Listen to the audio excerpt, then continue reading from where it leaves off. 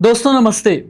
सबसे पहले तो आपका खास शुक्रिया अदा करना चाहूँगा क्योंकि आपका परिवार, मेरा परिवार, राष्ट्रवादी राशिद का परिवार आज 25,000 से ज़्यादा का हो चला है।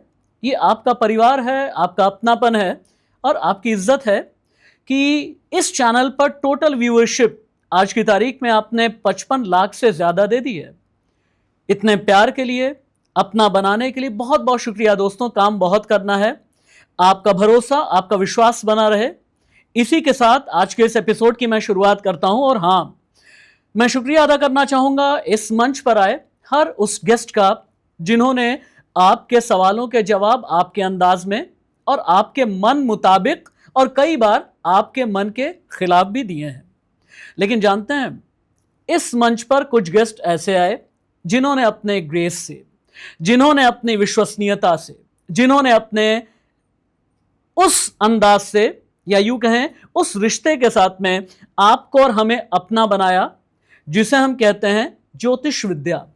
बहुत बार आप किस्मत के तारे और सितारों के बीच ये जानने की कोशिश करने लगते हैं जिंदगी में आगे क्या होगा।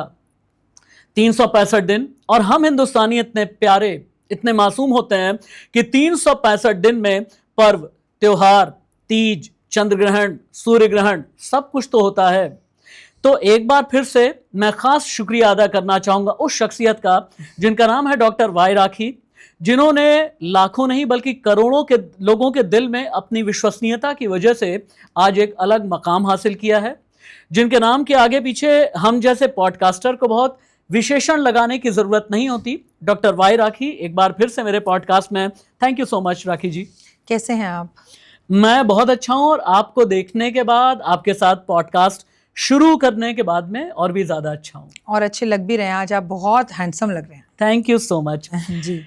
एक ऐसे वक्त में हम आज पॉडकास्ट कर रहे हैं राखी जी, जब आने वाले वक्त में बहुत पर्व हैं, तीज है, त्योहार है, इन सब पर तो बात होगी। लेकिन सबसे पहले तो आप ये बताएं कि आने वाले जो बचे हुए कुछ महीने हैं इस साल के, उनके लिए आपका ज्योतिष क्या कहता है? उनके लिए जो भी आपने अभी तक अपने ज्योतिष शास्त्र के जरिए, अपने एस्ट्रोलॉजी के जरिए और आप चूंकि फेंग शुई भी जानती हैं और आप एक ऐसी शख्सियत हैं जो अलग अलग विधा में पारंगत जिसे हासिल है, तो बचे हुए 4 महीने या 3.5 महीने कैसे होंगे? देखिए, हम ये बिल्कुल भी नहीं भूल सकते हैं कि ये मंगल का साल है और मंगल कर रहा है दंगल। आपने देखा ही है, जब शुरुआत में जनवरी में हमने ये बातें लोगों को कहीं तो लोग इसे मानने को तैयार नहीं थे। जब हमने कहा कि क्रिकेट इस बार विराट कोहली जीत सकते हैं आईपीएल, तो भी लोग मानने के लिए तैयार नहीं थे। लेकिन वैसे ही कुछ भविष्यवाणी आज मैं आपको करने जा रही हूँ जिसे लोग मानेंगे और देखेंगे। मंगल की महादशा शुरू हो रही है भारत की, और मंगल का ये साल है, तो मंगल की डबल एनर्जी हो गई। आप और मैं 2 सितंबर को ये पॉडकास्ट कर रहे हैं और ये सितंबर का महीना मतलब 9 का महीना, साल को जोड़े तो 9। और अभी तो एक खतरनाक तारीख बची है 9, 9 और 9, जो दुनिया के लिए बड़ी खतरनाक साबित हो सकते हैं। 9 के इतने सारे आपस में जो आंकड़े बन रहे हैं, ये देश और दुनिया को जो है हिलाने वाले हैं। मैं आपको बता दूं कि मंगल अपना राशि परिवर्तन करने जा रहा है 13 सितंबर को, और वो परिवर्तन करके जा रहा है तुला राशि में। सूर्य अपना राशि परिवर्तन करेगा, बुध अपना राशि परिवर्तन करेगा, शुक्र अपना राशि परिवर्तन करेगा। देवगुरु बृहस्पति 11 नवंबर को वक्री हैं, जो है वो वक्री हो जाएंगे, अभी मार्गी हैं। ये कोई अच्छा संकेत नहीं है। महिलाओं की तबीयत खराब होना, हमारी फाइनेंशियली प्रॉब्लम्स में डगमगाना, हमारे रिश्तों का खराब होना, पेट से जुड़ी हुई लोगों की समस्या का होना। शनि ऑलरेडी अभी जो है वो वक्री चल रहे हैं, जो कि 28 नवंबर को मार्गी होंगे। तो इतनी सारी जो सिचुएशन है उसमें 2 ग्रहण आ रहे हैं। एक चंद्र ग्रहण 7 तारीख को आ रहा है जो कि पूर्ण ग्रहण है और भारत में है। उसके बाद 15 दिन बाद एक सूर्य ग्रहण आ रहा है जो कि भारत में नहीं है लेकिन देश में है, विश्व में है। तो उसका असर पूरी तरह से राजनीतिक उथल पुथल में दिखेगा। बिहार इलेक्शन आ रहा है, आपको बंगाल इलेक्शन आता दिख रहा है। राजनीतिक उथल पुथल, राजनेताओं का स्तर गिरता हुआ, लड़ाई झगड़े होते हुए, विपक्ष का लड़ाई करना, विरोध, और इतने आंदोलन, इतनी हिंसा आपने कभी नहीं देखी होगी जो अगले 4 महीने में देखेंगे। और प्रकृति ने तो अपना पूरा कहर मचा ही रखा है। आप चाहे तो उत्तराखंड देख लीजिए, आप चाहे तो पंजाब देख लीजिए। अभी हालात अगले 4 महीने में कुछ सुधरते हुए तो दिख नहीं रहे हैं, और सितंबर में तो बिल्कुल ही नहीं। वैसे एक बात मैं बता दूं कि विराट कोहली को लेकर के भविष्यवाणी डॉक्टर वाई राखी ने की थी, और आपको ये भी जानना जरूरी है कि पहलगाम जैसा आतंकी हमला या फिर वर्ल्ड लेवल पर जो जियोपॉलिटिकल सिनारियो बन रहा है, इसे लेकर के भी डॉक्टर वाई राखी ने कई बड़ी भविष्यवाणियां अलग अलग प्लेटफॉर्म पर, अलग अलग मंचों पर की हैं। चूंकि आपने 9 सितंबर की तारीख, आपने कहा कि 9/9 की तारीख अभी आ रही है, और यहीं से मेरे लिए एक अलार्मिंग सिचुएशन डॉक्टर वाई राखी क्रिएट होने लगती है। क्या आप ये कहना चाहती हैं कि 9 सितंबर को भारत के लिहाज से कुछ बड़ा और कोई ऐसी अनहोनी हो सकती है जो डराने वाली है? एक और 7 तारीख को जो चंद्र ग्रहण है, क्या चंद्र ग्रहण का इस 9 सितंबर के साथ भी लेना देना होगा? चंद्र ग्रहण किन मायनों में इस बार और किस तरह की खबरें लेकर के आ रहा है? चंद्र ग्रहण कभी भी अच्छी खबरें लेकर नहीं आता। चंद्रमा मन का कारक, माँ का कारक।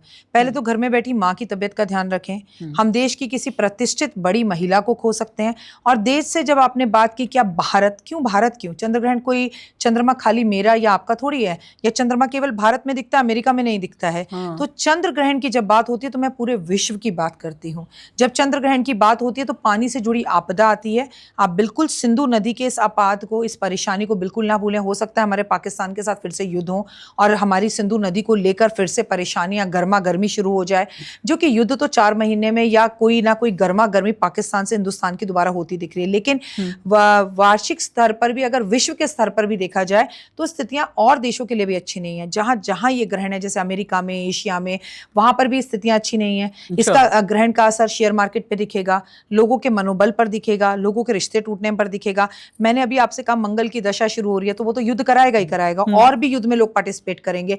लेकिन मंगल की दशा मर्डर भी करवाती है। जैसे कि आपने पीछे प्यार में लोगों को मारते हुए देखा, पति पत्नी को मार रहा है, ड्रम में डाल रहे हैं या फूक रहे हैं, ऐसे वाला जब मंगल तुला राशि में जाता है, तुला जो है एक वीनस का ग्रह है, तो ऐसे वाले इश्क प्यार मोहब्बत के केसेस, मर्डर होते हुए, लड़ाई झगड़े होते हुए, और कहीं ना कहीं तलाक होते हुए, पति पत्नी में डाइवोर्स होते हुए, विरोध होते हुए, और सड़कों पर एक दूसरे को लेकर झगड़ते हुए दिखाई देंगे। जानते हैं दोस्तों, इससे पहले जब मैंने डॉक्टर वाई राखी का पॉडकास्ट किया था, तब तक ज्योतिष शास्त्र पे इतना विश्वास मेरा पक्का नहीं हुआ था, लेकिन इस शख्सियत पे मेरा विश्वास इसलिए और भी ज्यादा पक्का हुआ क्योंकि मेरे अपने मंच पर ही कुछ नहीं तो कम से कम 8 भविष्यवाणियां ऐसी थी जो बिल्कुल सच साबित हुई हैं। इससे पहले कि मैं नवरात्र की बात करूं, दिवाली की बात करूं, या बाकी और पर्व, तीज त्योहार की आपसे बात करूं, चूंकि मैं अभी चंद्र ग्रहण को लेकर के एक सवाल और भी आ रहा है। आपने एक बात और भी कही है कि पानी के लिहाज से भी कुछ बड़ा हो सकता है, और आपकी आंखें, आपके बोलने का अंदाज बहुत कुछ कहने की कोशिश कर रहा है, भारत ही नहीं बल्कि पूरी दुनिया के लिहाज से। अभी जो हिमाचल, जम्मू, उत्तराखंड, पंजाब, यहाँ तक कि दिल्ली, एनसीआर में बाढ़ ने जिस तरीके के, या बारिश ने जिस तरह के हालात पैदा किए हैं, क्या ये भी मंगल की वजह से है? क्या आने वाले चंद्र ग्रहण से पहले कोई खतरनाक संकेत है? चंद्र ग्रहण का असर अगले 6 महीने तक रहता है, और चंद्र ग्रहण शुरू होने से 15 दिन पहले उसका असर शुरू हो जाए। तो बिल्कुल आप सही जा रहे हैं। मंगल करेगा दंगल, मंगल की वजह से तो है ही, सितंबर की वजह से है ही। वरना आप बताइए, आप इतने बड़े हो गए, हम छोटे से देख रहे हैं सावन बरसता है। हाँ। इस बार तो दिल्ली में भादो बरस रहा है। हालांकि दिल्ली में भादो बरसता है, पर ऐसा नहीं बरसता है जैसा इस बार बरस रहा है। जमकर सर्दी पड़ने वाली है, जमकर। मंगल का साल, ऐसी सर्दी, कड़कड़ाती सर्दी, दांत कड़कड़ा जाए इंसान के, भले लेट पड़े, भले 15 दिन के लिए पड़े, पर ऐसी सर्दी पड़ेगी कि आपने ऐसी सर्दी ही नहीं देखी होगी। आपको बता दूं कि शनि मीन राशि में है, कालपुरुष की 12वीं राशि में है, और ऊपर से वक्री है। स्थितियां देश और दुनिया के लिए सही नहीं है, नौकरियों को लेकर, रिसेशन को लेकर, महंगाई को लेकर, और राजनीतिक उथल पुथल को लेकर, अभिनेताओं को लेकर, नेताओं को लेकर, और प्राकृतिक दुर्घटनाएं पूरे विश्व से आती हुई आपको दिखाई देंगी, और वो ज्यादातर पानी और सुनामी की ही होंगी। तो राखी जी, चंद्र ग्रहण से पहले या चंद्र ग्रहण के दिन क्या करें क्या ना करें, इसके बारे में एक बार बता दें आप। क्या क्या खास सावधानियां बरतनी जरूरी है? क्योंकि ग्रहण को लेकर के एक पता नहीं अब मिथ है या सच है, ये कहा जाता है कि जो गर्भवती महिलाएं हैं उन्हें बहुत सावधानी रखने की जरूरत होती है, जो नवजात शिशु होते हैं उन्हें लेकर के कहा जाता है कि आपको खास कुछ प्रिकॉशंस लेने ज़रूरी होते हैं। और आपने तो कहा है कि इस बार का चंद्र ग्रहण बहुत अलार्मिंग सिचुएशन लेकर के आ रहा है। और ग्रहों नक्षत्रों की चाल, हालांकि आपके मुकाबले में बहुत अज्ञानी किस्म का हूं, लेकिन ग्रहों नक्षत्रों की चाल अगर इतनी खतरनाक है तो एक बार ये भी बता दें कि चंद्र ग्रहण के लिए के दिन क्या करें और क्या ना करें। देखिए, चंद्र ग्रहण बड़ा ग्रहण है, भारत में है, 7 सितंबर को है, रात को 9:20 पर शुरू है और रात 1:30 मतलब 1:40 से 2 बजे तक संपूर्ण मोक्ष होगा। तो इस समय पर अगर आप गर्भवती हैं तो बिल्कुल सही है, कोई मिथ नहीं है। आपको कुछ काटना नहीं है, आपको कुछ खाना नहीं है, आपको सोना नहीं है। आप एक सिंपल से हल्की सी नाइटी पहनकर बैठ जाइए, हाथ पैर मोड़कर, आलती-पालती मोड़कर, ऐसे आंखें बंद कर कर, उंगलियां मोड़कर नहीं बैठना है, नाड़ा नहीं बांधना है, बच्चे के गले में कॉर्ड होती है वो बंध जाएगी। तो ये चीज़ें जो हमारे बड़े बुजुर्ग कह गए थे इसे फॉलो करें। कोशिश करें कि इस टाइम पर खाएं पिए ना और भगवान का नाम लें। आप चुपचाप से बस ऐसे सोफे पे बैठ जाएं, अपने हाथ इस तरह से रख लें, अपने पेट पर घर के बड़े बुजुर्गों से गेरू लगवा लें, कोई बड़ा बुजुर्ग ने खुद लगा लें, अपनी गोद में एक नारियल लेके बैठें, उस पर तुलसी के 2 पत्ते रखकर बैठें। ग्रहण जब हो जाए वो नारियल और तुलसी अपनी अलमारी में रख दें। जब तक बच्चे की डिलीवरी ना हो जाए ये वहीं रहेगा, डिलीवरी होने के बाद इसे पेड़ के नीचे रख दें। लेकिन मोस्ट इंपॉर्टेंट बात, ग्रहण होने के बाद आपको 1:30 बजे, आप गर्भवती हैं नहीं हैं, थोड़ा सा गर्म पानी करके उसमें गुलाब जल डाल के हर इंसान, हर बच्चे को नहाना है।